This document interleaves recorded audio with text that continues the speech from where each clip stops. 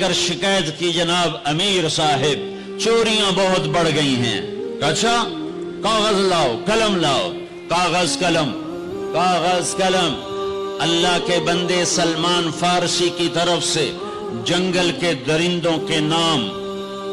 رات کو جو آدمی تمہیں مشکوک نظر آئے اسے چیر پھاڑ کے پھینک دو اور کہا یہ میرا پرچہ لے جاؤ اور شہر کے بڑے دروازے کے اوپر لٹکا دو. اور آج شہر کا دروازہ کھول دو. پہلے بند ہوتے تھے کہ چوریاں بڑھ گئیں اور فرمایا کھول دو اور کہا لوگوں کو بتا دو جو نکلے گا اپنی زندگی کا خود ذمہ دار ہوگا. جب عشاء کی نماز ہوئی اور سونے کا وقت ہوا تو جنگل سے غول کے غول شیر اور چیتوں کا شہر میں داخل ہو گیا. تم اللہ اس کے رسول کے غلام بنو غلام بنو. میرے رب کی قسم اس کی مدد دیکھو گے. قادسیہ کی جنگ بہت بڑی جنگ ہونے والی تھی. اس کے لیے سپاہیوں کے لیے غلہ اکٹھا کرنا تھا اور کھانا فراہم کرنا تھا. تو ایک علاقہ تھا میسان, وہاں جانور بہت تھے, چرواہے زیادہ تھے. تو حضرت سعد بن ابی وقاص نے عمر بن عاصر انصاری کو عاصم بن عمر انصاری کو بھیجا کہ وہاں سے جانور لے کر آؤ. جب ایرانیوں کو پتہ چلا انہوں نے سارے جانور جنگل میں چھپا دیے. جب یہ 500 کا دستہ پہنچا تو ان سے کہنے لگے بھائی ہمیں کچھ جانور چاہیے, مل جائیں گے؟ جی کوئی نہیں تھے تب موئی ہوئی بکری کوئی نہیں تو تھی کی ویکھن آ گئے ہو. تو وہ سارا واقعی کچھ بھی نہیں تھا. تو وہ کھڑے تھے کہ جنگل سے آواز آئی ہا نحنو ہا نحنو ہا نحنو. یہ عربی کا ایک محاورہ ہے. آؤ ہمیں پکڑ لو ہم حاضر, آؤ ہمیں پکڑ لو ہم حاضر, آؤ ہمیں پکڑ لو ہم حاضر. زور سے آواز آئی. تو جب یہ جنگل میں گئے تو سب گائے بکریاں بھیڑ بیل یوں سر جھکا کے کھڑے ہوئے تھے. خبرم رسید امشب کے نگار خواہی آمد, سر من فدا راہ بسوار خواہی آمد. نہ شود نصیب دشمن کے شود ہلاک تیغت, سر دوستاں سلامت کے تو خنجر آزمائی. کیوں آؤ آؤ ہم حاضر ہیں ہم حاضر ہیں.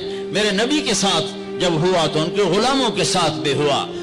10 تاریخ ہے, حج کا دن ہے اور آپ قربانی کے لیے جانوروں کو بلواتے ہیں. 100 اونٹ لائے جاتے ہیں. ان میں سے 63 اونٹ آگے لائے جاتے ہیں جو آپ نے ذبح کرنے ہیں. ان میں سے 5 اونٹ آپ کے سامنے کھڑے کیے جاتے ہیں. ان میں سے 1 اونٹ آپ کے سامنے لایا جاتا ہے اور آپ برچہ اٹھا کر اس پر یوں مارتے ہیں ذبح کرنے کے لیے. جب پچھلے اونٹوں نے دیکھا کہ یہ تو محمد مصطفیٰ صلی اللہ علیہ وسلم کے ہاتھوں ذبح ہو گیا تو سارے اونٹوں میں جنگ شروع ہو گئی اور ہر اونٹ رسی توڑا کے پہلے آ کے ذبح ہونا چاہتا تھا. نہ شود نصیب دشمن کہ شود ہلاک تیغت, سر دوستاں سلامت کے تو خنجر آزمائی. اللہ سے صلح کر لو, اللہ کے حبیب سے صلح کر لو. ہماری بغاوت ہے جب سارا بازار جھوٹ بول رہا ہو,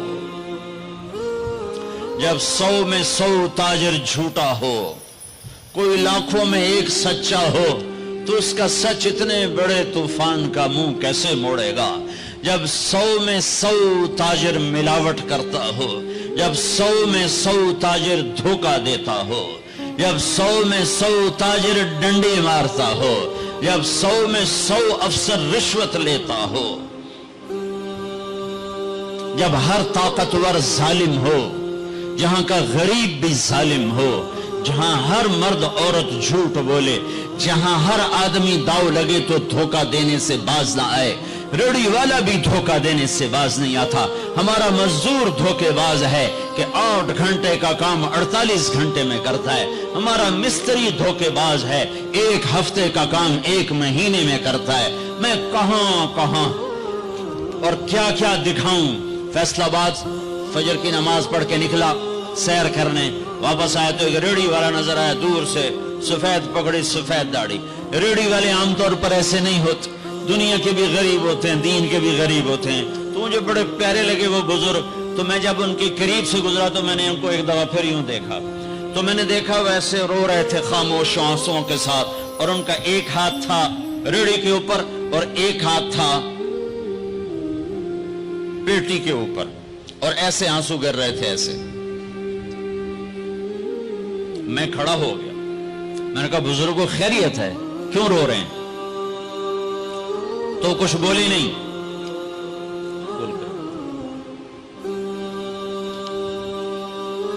کچھ بولے نہیں، پیٹی میرے آگے ایسے الٹا دی، ساری ریڑھی پر سیب بکھر گئے، جو پہلی لیئر تھی وہ ستھرے سیب تھے، نیچے سارے گلے ہوئے سیب تھے۔